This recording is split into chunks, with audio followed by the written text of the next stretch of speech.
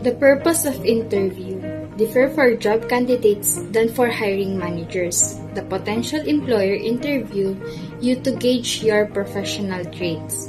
You attend an interview to decide if you would like to move forward in the recruitment process. From a candidate's perspective, here are several ways you can use an interview to benefit your job search. Ang purpose daw po ng interview ay para makita ng interviewer kung ikaw ba ay karapat-dapat sa profession na kinukuha mo. Kung ikaw ba ay may sapat na kaalaman or kung capable ka ba sa trabahong ina-applyan mo. The interview presentation is becoming more common in the hiring process. It gives employers a better overview of your general aptitude and provides you with an opportunity to showcase your skills, knowledge, and experience. Sa pagkuha ng trabaho, hindi naman mawawala ang pag-i-interview. Dito makikita ng employers mo. Dito mo maipapakita sa employer mo ang iyong skill, knowledge, and experience. Mai-share mo sa kanila yung mga kaalaman mo. Halimbawa, galing ka sa ibang kumpanya, tapos lilipat ka. I-share mo sa kanila yung mga natutunan mo sa dati mong kumpanya at i-apply mo ngayon sa kanila. There are golden rules when conducting an interview. Number 1 is be prepared. Dapat handa ka, focus ka sa interviewer para masagot mo lahat ng tama at ayos ang mga tinatanong sa'yo. Step 2 is be professional. Dapat alam mo kung paano makipag-communicate ng ayos sa interviewer. Dapat professional yung kilos mo at mga sagot mo. Number 3 is be yourself. Dapat confident ka. That way, makikita nila na confident ka at kaya mong humarap sa tao. Dapat relax ka kapag ini-interview ka kasi ganun yung kinukuha ng mga interviewer. At magbigay ka ng strong response kapag may mga question na ibabato sa iyo. Personal interview is your chance to really get to know your prospective employees. You'll be delving deeply into the skills and requirements you've noted on resume and phone screening. Mostly, the interview allows you to get a sense of the intangibles such as passion, initiative, goals, cultural fit, attitudes, and communication skills. First, put the applicant at ease. Make eye contact and establish rapport by finding a shared topic to talk about before you get down to the hard question. Review the resume and phone screening notes beforehand so you have some personal info to draw on. Dito sinasabi na kailangan makipag-usap sa aplikante ng mata sa mata para makita ang sensibilidad nito sa iyong pag-uusap. Kausapin muna ito. For example, may experience ka ba sa trabaho? Kung kamusta ka naman? Something like that. Tapos, saka papasok doon yung mga serious question na about sa interview. Then next is ask open-ended question. Prepare question in advance and ask the same basic questions of the interview so you can compare answers later. Be compared to improvise based on different responses. You can run through some what-if responses you might expect and note how would you follow up to each scenario. If your applicant is shy and give answers that are too general, dig for more details. Sample questions include, why did you leave your last position? Next, what do you see yourself doing 5 years? What management style help you to do best your work? What's the most important factor in your work environment for you to have a successful? When you work on a time, which role would you most comfortable with? Dito naman, kung medyo mahiyain ang iyong aplikante, ay maaari kang magtanong ng hindi nasasagot ng yes or no. Dapat ang tanong mo ay masasagot niya na at may papaliwanag niya ng maayos. For example, kamusta ka sa dati mong trabaho? Bakit ka umalis? At anong magagawa mo o maitutulong mo sa iyong trabaho ngayon? Then next is listen more, less talk. The interview is mostly about the applicant. So listen attentively, pay attention to nonverbal cues, so the posture and alertness, dress, and personal grooming. Note, if they have done their homework about your company, leave time at end for the candidate to ask your question. You can provide insight about your company, your management styles, and even sell the position in your situation. Hayaan mo sila na magsalita para sa sarili nila. Sabihin kung ano ang mga interesting about sa kanila, abilities, at sa huli, bigyan sila ng oras para naman magtanong sa'yo bilang isang taga-interview patungkol sa company na kanilang ina-applyan.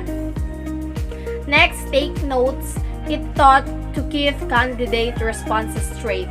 When you're doing multiple interviews, so take good notes in an organized fashion so you can easily interview at a later date.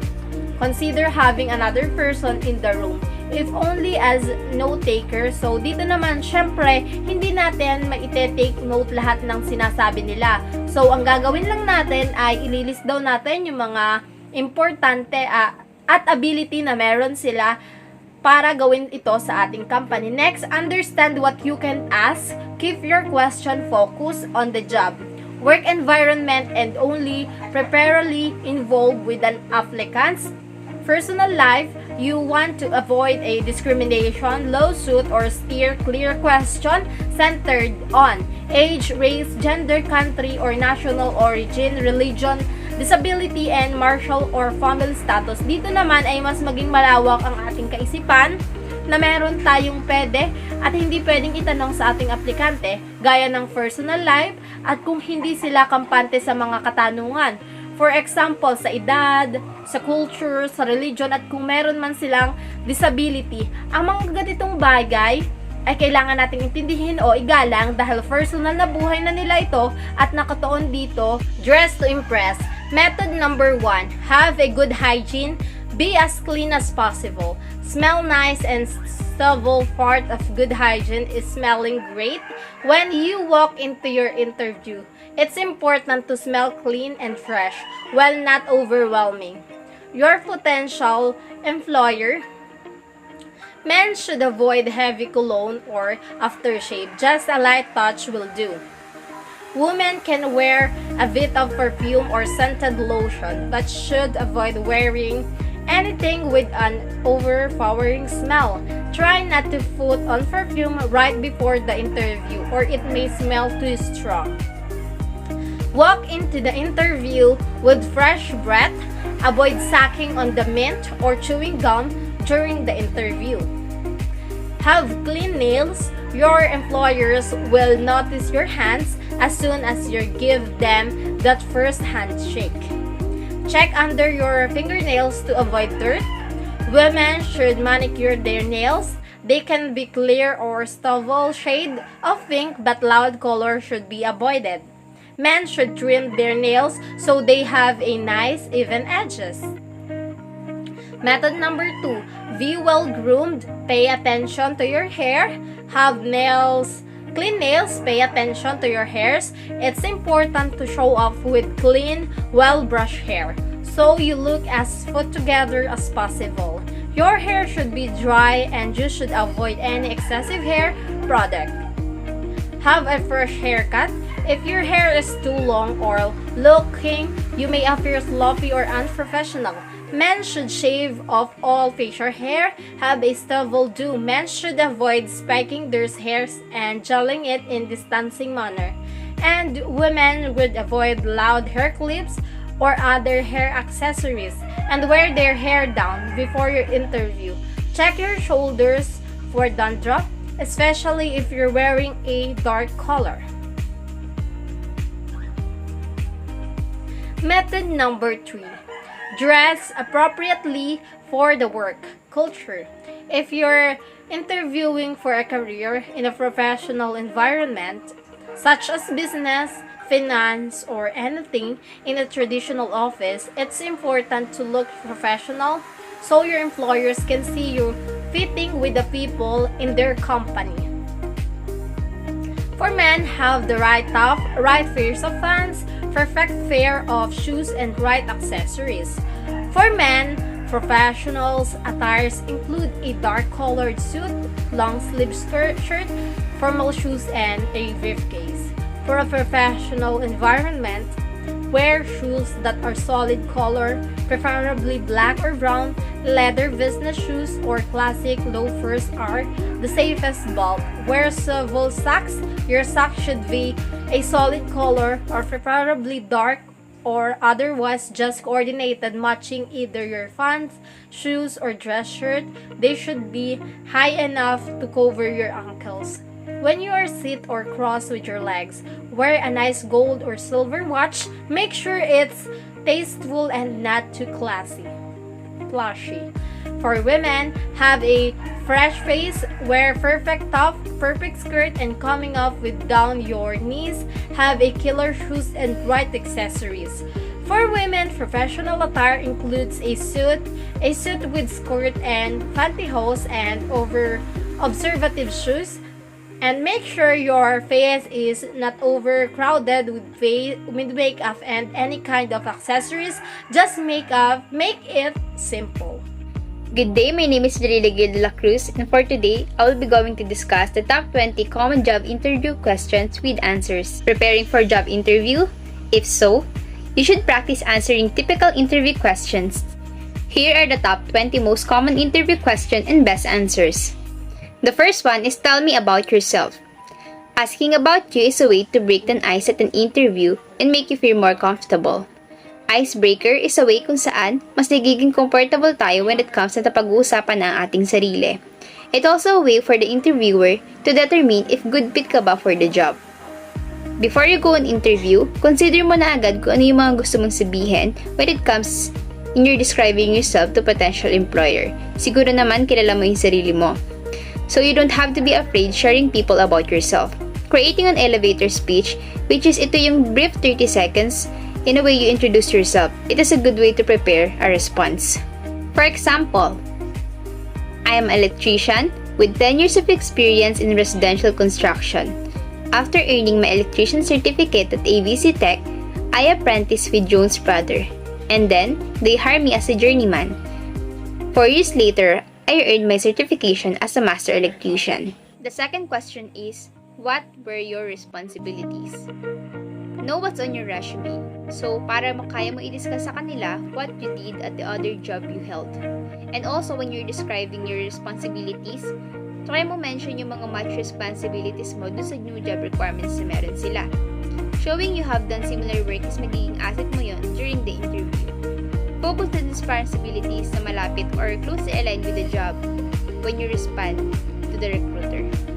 For example, as a special ED teacher, I work with grade K to 6 as large inner city school, partnering with parents and other teachers to design EIPS and support the inclusion of students with disabilities in regular classrooms.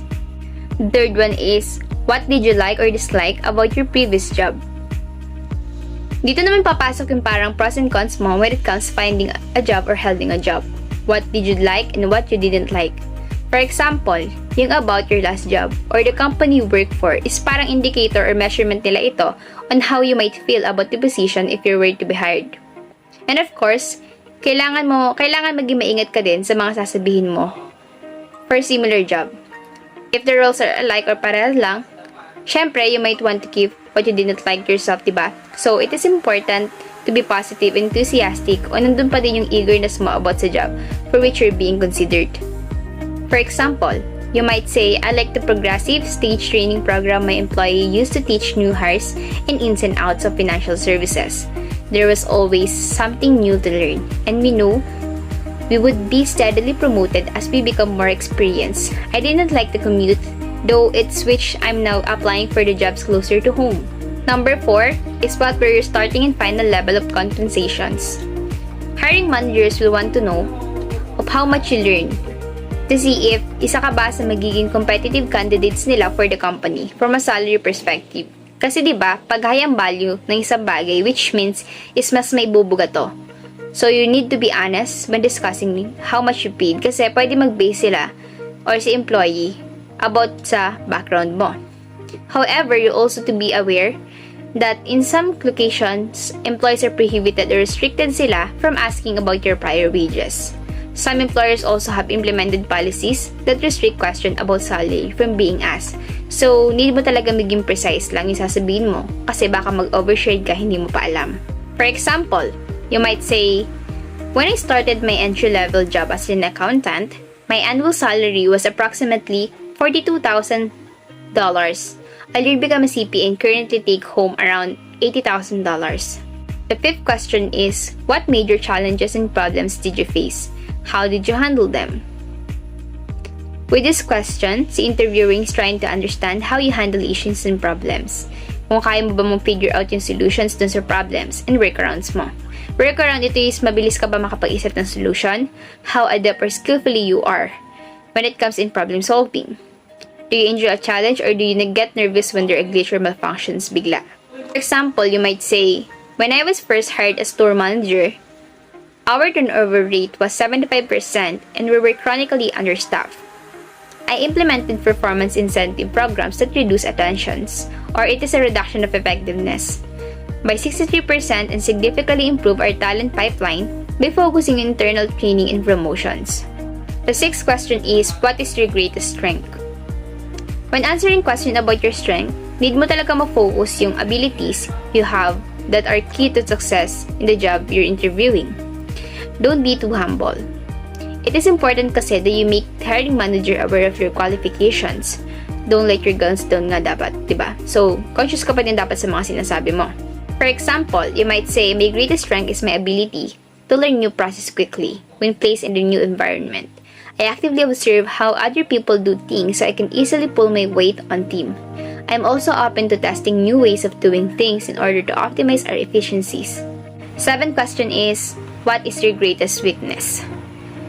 There are different ways to tackle question about weaknesses. One is yung ma-turn mo yung negative into positive by sharing yung mga examples of how something you consider to be weakness actually help you on the job.